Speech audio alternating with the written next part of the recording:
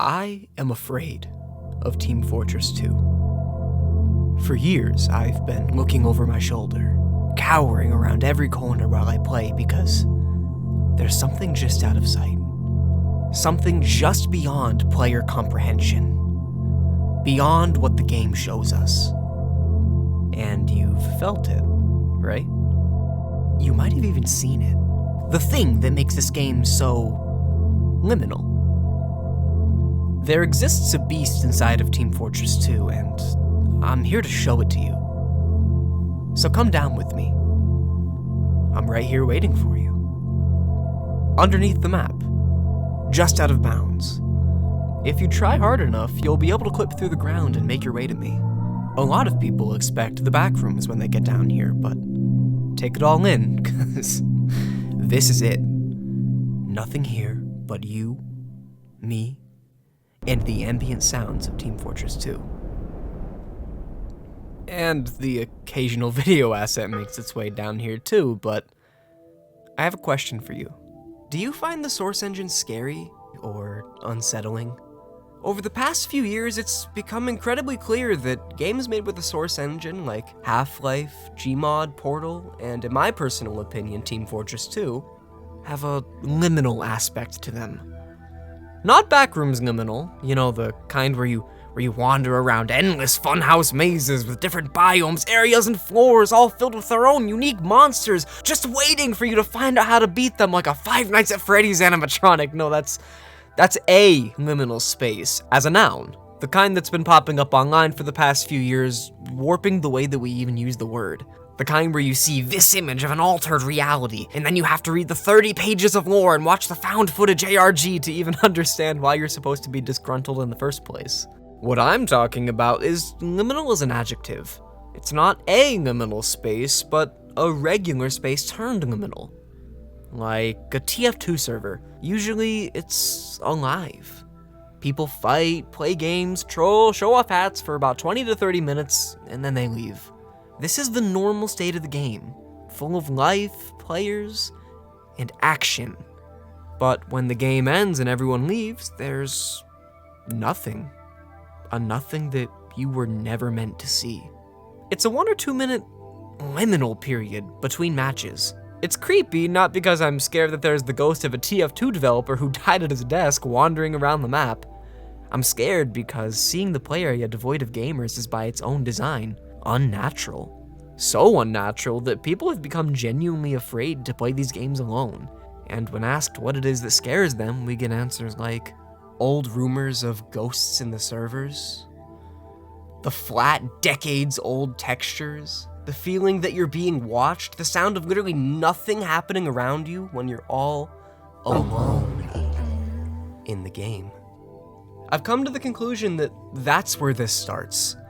It starts with the way the game presents itself when you're all alone.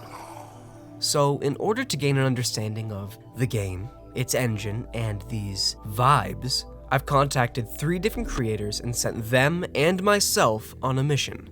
Load up a game all by yourself, all alone, and try to pinpoint the source of this fear. Alright, Cyber Wizard, Indie, C. Ravioli. There's something odd happening in game. Something that's scaring players. I need you to load into an empty server and document everything and anything interesting, creepy, and strange. When you get back, we'll go over your findings and see if we can't work out what's going on here. That is... okay. That's kind of creepy. There are no windows on the inside of this, but there are windows on the outside. Hold on. This is a plot hole. What are those? I don't see a window. And lights. There's not even lights in there, is there? I think these lights kind of make it feel the most, I guess, I don't want to say backroomsy, but yeah, just these single lights. This like private room, but look at that moody like lighting, this like staircase, and you wonder how deep down it goes. It just genuinely feels like a liminal space. It feels like one of those images where something that feels sort of right, but is so wrong in so many ways. I find this area particularly just weird because you hear all these all this life, all these birds, the cows mooing, and then you kind of realize, oh, the cows are cardboard cutouts. This garage is just in such a weird spot, and all of it just feels like it's not really used. Yeah, I'm very impressed actually. This map has a lot of interesting things going on. I never noticed. Was that a cow? Where was that? Find the cow and document it. What? I heard a cow. I 100% just heard a cow. It's like I'm trapped. I'm trapped in Upward and I cannot leave. And I'm the only one here, and I'm the only one who will ever be here. I don't like this, I think. I don't think I like this anymore. I don't want to be here. Can I go home? Can I be done yet?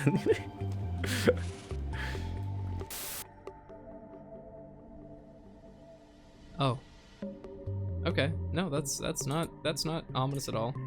Just really long, dimly lit hallway. You know. Of course. It's so much worse with nobody around. There's just... Normally I'm just running through and I'm scared of sentries and stuff, but now it's like... I'm scared of ghosts. Like, what? We'd like to remind you that you are the only one currently connected to the server. This is so odd to not see any sentries. It just feels so empty and like so sad. I feel like normally I have to walk around this corner being paranoid because there's 8 sentries right here. It's almost like that anticipation stays even though you know that nobody's there. So you expect somebody to be there, you want somebody to be there. Just looking at that from this distance, like somebody could just pop around the corner and whoop, oh, and then...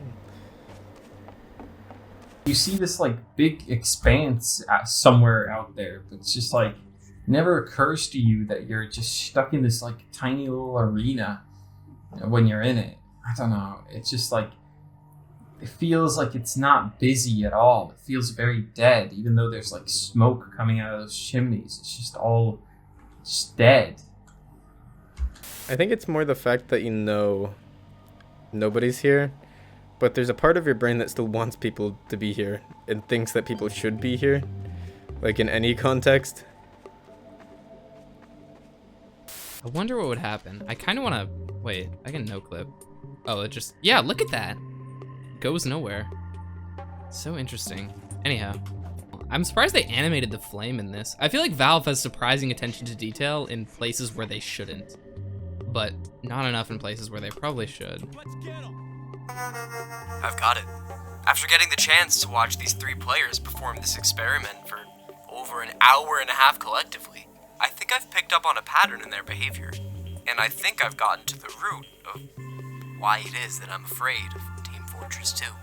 Allow me to introduce you to the 3 stages of cognizance, a title I'm adorning the thought process that gamers go through when exposed to a liminal source engine game for just a little bit too long.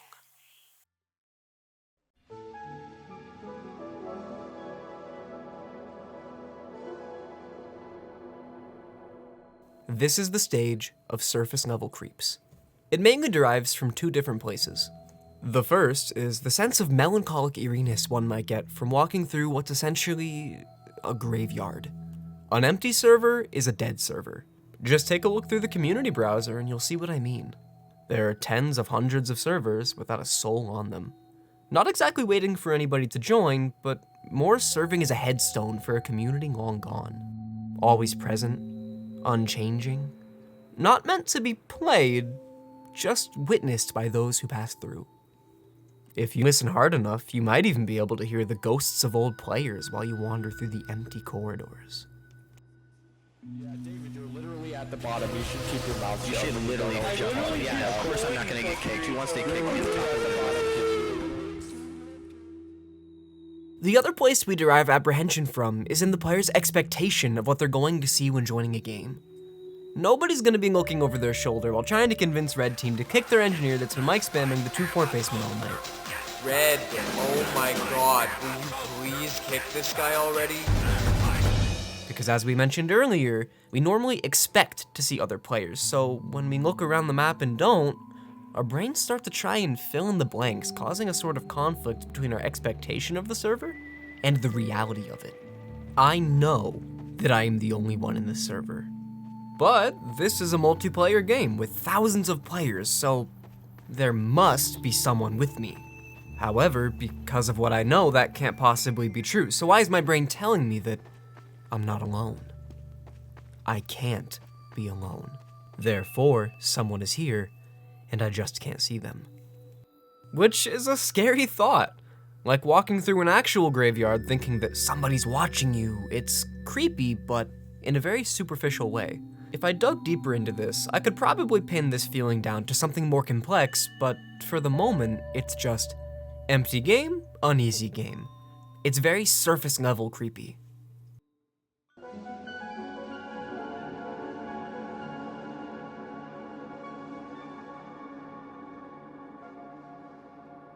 When given the proper time in these circumstances, it's only natural that a player would find themselves taking a closer look at their surroundings and start to realize everything that's wrong with them. Like how they sound. Have you ever really taken the time to listen to what a TF2 map sounds like? As you might imagine, without any players, they just sound empty. But it's a very unnatural absence of sound. It's too quiet. The ambience is never alive. The maps don't just sound abandoned, they always sound abandoned, with very few things to listen to, that being the wind and maybe some creaking metal. Now listen to the ambience of a game like Overwatch. Similarly, we have an abandoned set for our characters, but the landscape breathes. Various birds call and constantly chirp around the map. The leaves in the trees are always in motion. Not only can I hear the quiet patter from rain, but also its thunder as a storm rages on nearby. And most importantly, I can hear the creaking of wood as a windmill and water wheel constantly spin around the middle of the map. You could just chalk the difference up to TF2 maps taking place in more remote locations, but that still only highlights the juxtaposition between the two and really draws attention to how stagnant TF2 really is. Nothing on these maps ambiently change. I can hear wind, but I don't see it. Metal squeaks and animals call out, but you would never have any way of pinpointing where they were because there are no animals to find. And when you really start to look around the map, you'll probably notice a lot of things that just don't make sense. At first, it might be fun map details, like the clearly fake cows or the business fronts that Red and Blue use to hide their mercenary work. But then you might start to see nonsensical building layouts. Bases made to house hundreds of people with rooms that carry dozens of computers that we never see anyone use. Radars that detect people who don't exist. Doors that don't lead anywhere. Skyboxes with nothing of note in them that gradually turn into flat, barren, empty wastelands, which only lead to your brain trying to fill in more and more gaps, ultimately culminating in a point of realization that everything here is fake.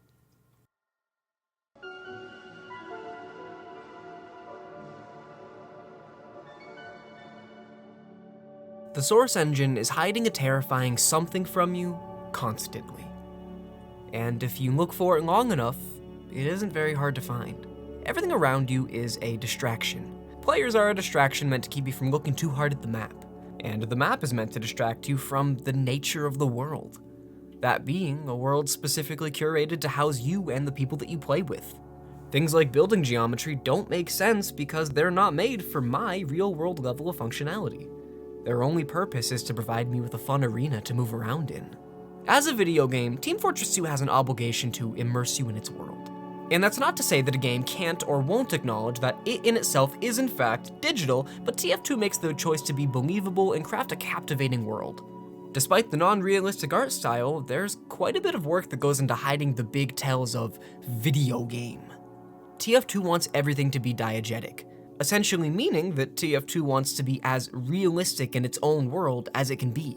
Now, this might just be the game engine showing its age here, but TF2 doesn't do a very good job at making itself convincing. Ironically, because it does such a bad job, the harder the game tries to be convincing, the more I can't help but think about the ways that it's not, landing the game firmly in the middle of the uncanny valley. Every door that's just a little too flat reminds me that there's nothing behind it. Objects disappearing into the ambient fog remind me of the ever-present object limit. And as you strip away more levels of immersion, the illusion breaks and you realize there's actually nothing here. Behind this wall, beneath my feet, just outside the skybox, TF2 is trying to hide. Nothing. Another nothing that you were never meant to see. A nothing that I didn't want to see. A nothing that terrifies me. But why? At first, it almost seemed primal. As a human, I have been conditioned for millions of years to not only fear the dark, but also the unknown. I see nothing and wonder what could possibly be out there, what dangers might lie in wait for me in the dark. And then I thought of it as more of a cosmic horror. This big, empty space appeals to my thalassophobia and almost reminds me of my actual condition in the world, on a small rock in the middle of an unfathomably large void that's making me feel impossibly small and lonely. But in reality, I think that this fear of mine is more existential than anything else. The key difference between these two things is that out here, I know there is nothing. This whole world only exists for me to be in it, making the whole thing an illusion that exists solely to justify my existence here. Yet, at the same time, there's a horror here that this world doesn't care about me at all. If the number of players on any one map dropped from 1 to 0, nothing would change.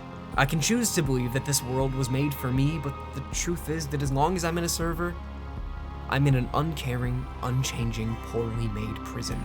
These servers and small maps are isolating, and I'm not just afraid of Team Fortress 2, I'm afraid of being alone, which is why I'll be waiting right here for you anytime that you need me. If you ever want to talk again, all you need to do is look underneath the map.